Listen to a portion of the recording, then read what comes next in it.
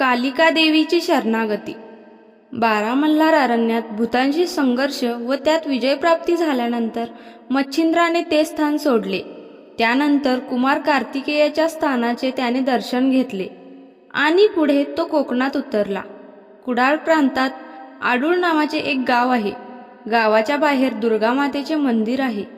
त्याच मंदिरात कालिका देवी विश्रांतीसाठी येऊन थांबलेली होती. शंकराच्या हातात कालिका नावाचे जे अस्त्र होते तीच ही देवी होय. जेव्हा शंकराने कालिका अस्त्राने दैत्यांचा वध केला तेव्हा शंकर कालिकेस प्रसन्न झाले.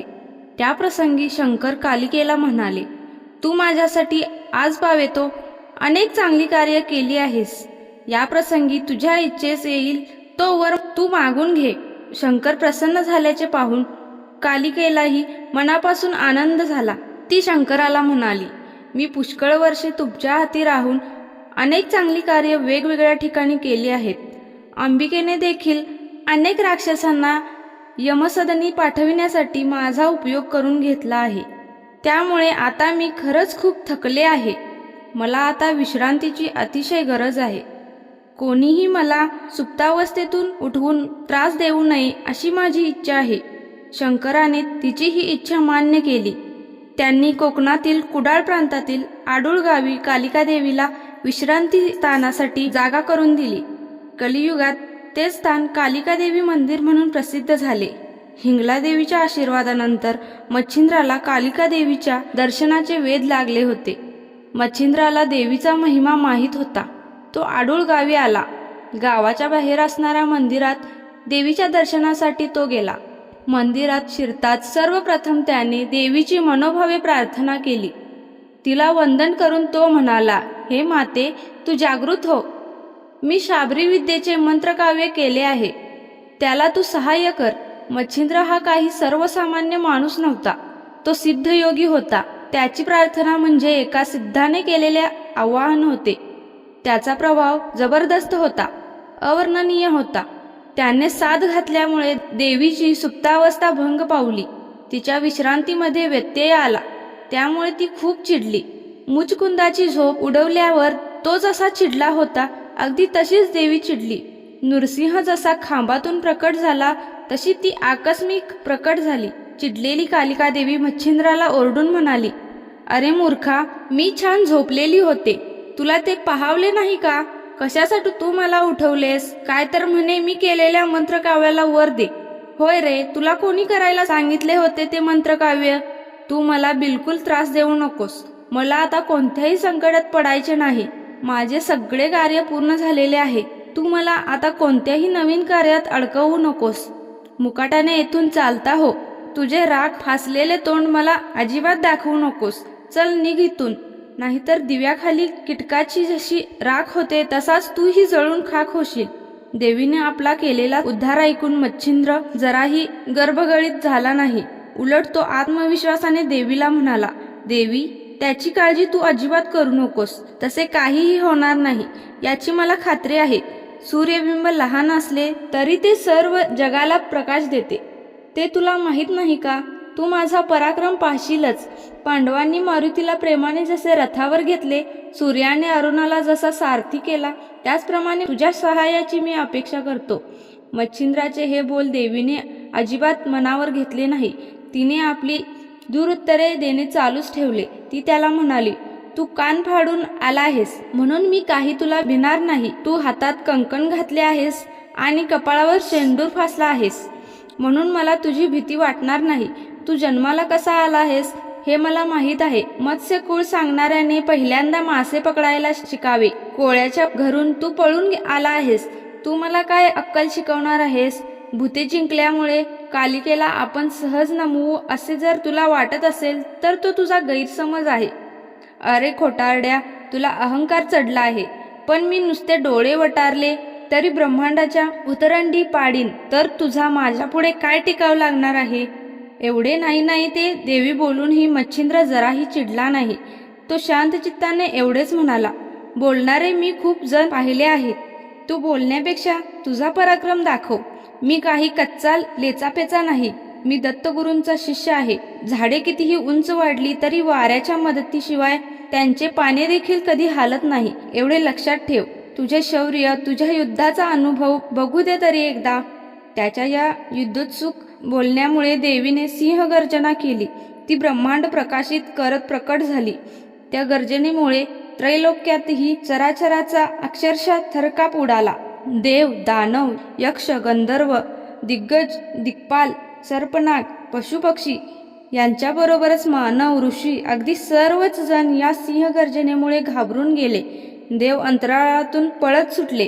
पळता पळता खाली पाहून ते म्हणाले, अरे गोसाव्या, तुला देवीची शक्ती माहीत नसताना तिला क्रुद्ध कशासाठी केलेस? आता गुरूंचे स्मरण कर. स्वतःचे रक्षण तू कसे करतोस हे आता दिसेलच. सरासर भयकंपित करणाऱ्या सिंहगर्जनेनंतर देवी ओरडली, म्हणाली, मी वरची तळी आहे तर पृथ्वी खालची तळी आहे.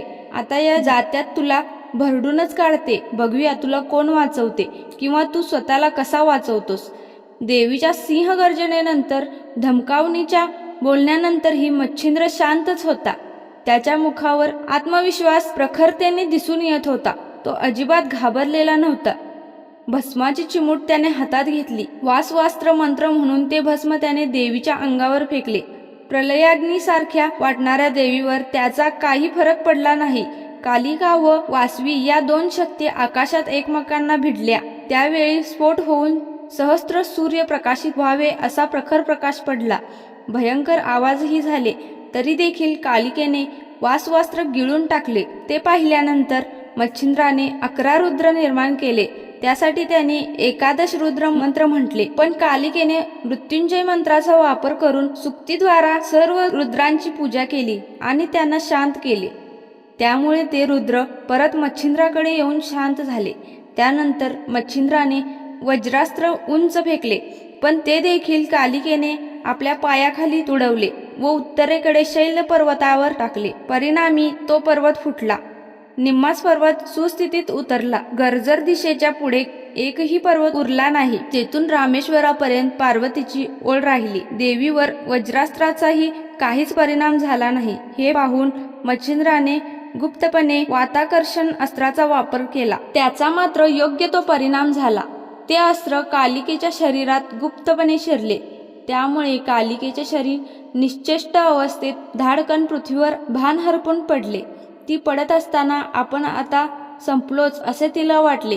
त्या स्थितीत तिने शंकराचा धावा केला. शंकरा, धावा, वाचवा मला, हे तिचे बारीक आवाजातील बोलणे देखील शंकराला स्पष्टपणे ऐकू गेले. शंकराला आपली कालिका संकटात असल्याचे लक्षात आले.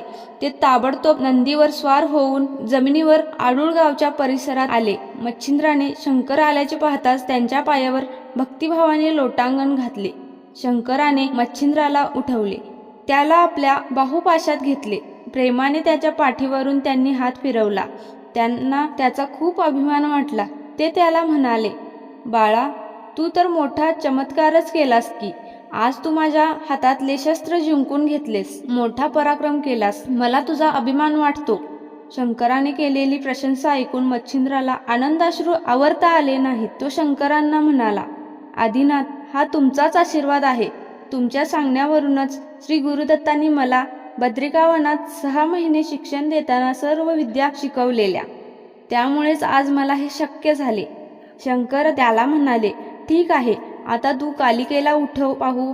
तेव्हा मच्छिंद्रनाथ म्हणाले, मी कालिकेला उठवतो, पण माझी एक विनंती आहे. आत्तापर्यंत ही शस्त्रशक्ती तुमच्या हातात होती. शबरी विद्येच्या यशस्वीतेसाठी तिने माझ्या मुखात जिभेवर विराजमान व्हावे आणि आता मंत्रशक्ती म्हणून कार्य करावे अशी माझी इच्छा आहे. तेव्हा शंकराने त्याला तसे आश्वासन दिले. तू म्हणतोस तसेच ती करेल. आता तुझे अस्त्र परत घेऊन तिला प्रथम उठव पाहू. शंकराच्या या आश्वासनानंतर मच्छिंद्राने वाताकर्षण मंत्र मागे घेतला. त्यामुळे अचेतन अवस्थेतील कालिकेमध्ये पुन्हा पूर्ववत प्राण खेळू लागला. ती उठून इकडे तिकडे पाहू लागली. तेव्हा तिला शंकर दिसले. आपले प्राण वाचविल्याबद्दल तिने शंकराचे आभार मानले.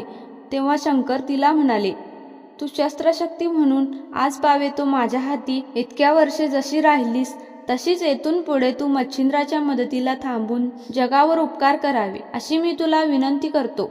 त्यासाठी मी तुला नागरत्न देईन. शंकराचे विनंतीवाचक शब्द ऐकून कालिका हसली. ती म्हणाली, विनंती कशाला म्हणता स्वामी, मी तुमची दासी आहे. आपण आज्ञा करा. आपण जिथे जायला सांगाल तेथे मी जाईन आणि आपण जे काय सांगाल ते मी मनपूर्वक करीन.